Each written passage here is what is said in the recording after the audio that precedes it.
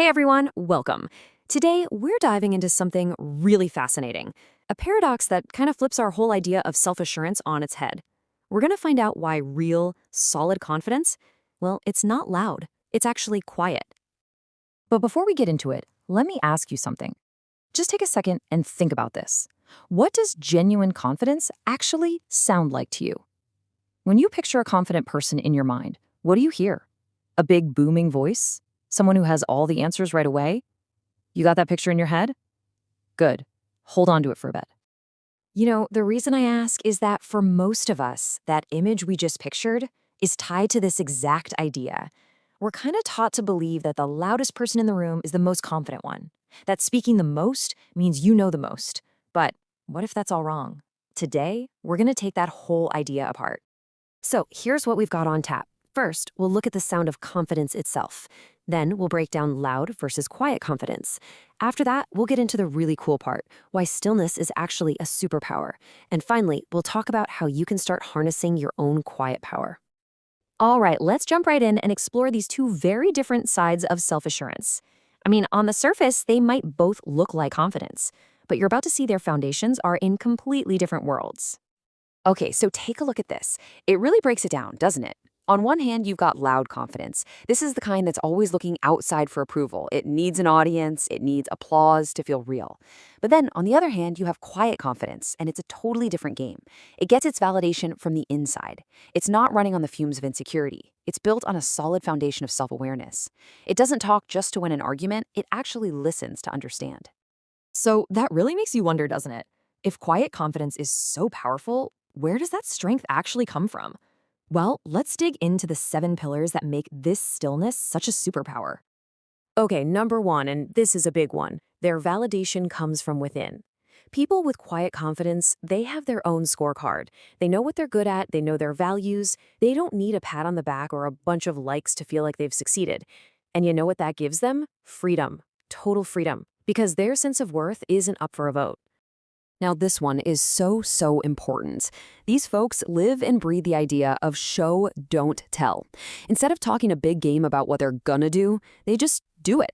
The proof is in the pudding. Their finished work, their accomplishments, their consistency, that's their argument. And believe me, that kind of proof speaks way louder than words ever could. You know that feeling, that constant nagging need to prove you're smart enough, that you belong in the room? That almost always comes from a fear that maybe you're not. Well, genuinely confident people, they're just not playing that game anymore. They're okay with what they know, and just as important, what they don't know. It means they can show up to a conversation to connect with people, not to conquer them. Think about it. When you're not busy rehearsing what you're going to say next to sound smart, an incredible thing happens. You can actually hear what other people are saying. People with quiet confidence get this. They know that you learn so much more and build way stronger connections by listening than by just waiting for your turn to talk. They're just present. And this is where a lot of people get it twisted. This is about humility, not weakness. There's a great saying, humility isn't thinking less of yourself, it's thinking of yourself less. That's it right there. Quietly confident people know they don't have all the answers, and that makes them open to learning, open to other people's ideas. They see others as collaborators, not competitors. See, since they're not just talking to fill the dead air, their words have real weight. When they choose to speak, it's because they have something they think is actually worth adding to the conversation. It's thoughtful, it's intentional. So when they do speak, what happens? People lean in, they listen, because they know it's going to be worth hearing. And last but not least, number 7, they honestly don't care about being the center of attention. Their ego just isn't wrapped up in who gets the credit. They get their satisfaction from seeing the whole team succeed, from watching a great idea come to life. They know they played a key part, and that's enough. Okay, so we've talked a lot about the why behind all this. It makes sense, right? But now for the really good part, the how. How do we actually do this? Let's get practical.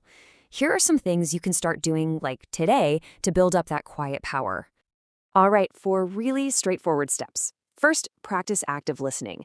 Seriously, next conversation you're in, make it your only goal to truly understand where the other person is coming from, not to plan your response. Second, focus on delivering. Just put your head down and do great work. Let your results be your resume. Third, and this is a tough one for a lot of us, get comfortable saying, I don't know.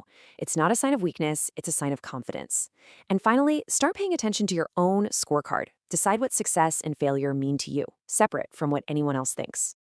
You know, at the end of the day, it all kind of boils down to this one simple idea. True confidence is silent. Insecurities are loud. It's so true, isn't it?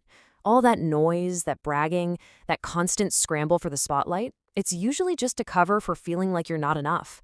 Real, genuine confidence doesn't have to shout. You can just feel it. So it turns out confidence isn't about the noise you make at all. It's that quiet certainty that comes through in how you act, how you listen, how you just show up. So I want to leave you with one final question to chew on. What will your confidence say about you when you're not even speaking?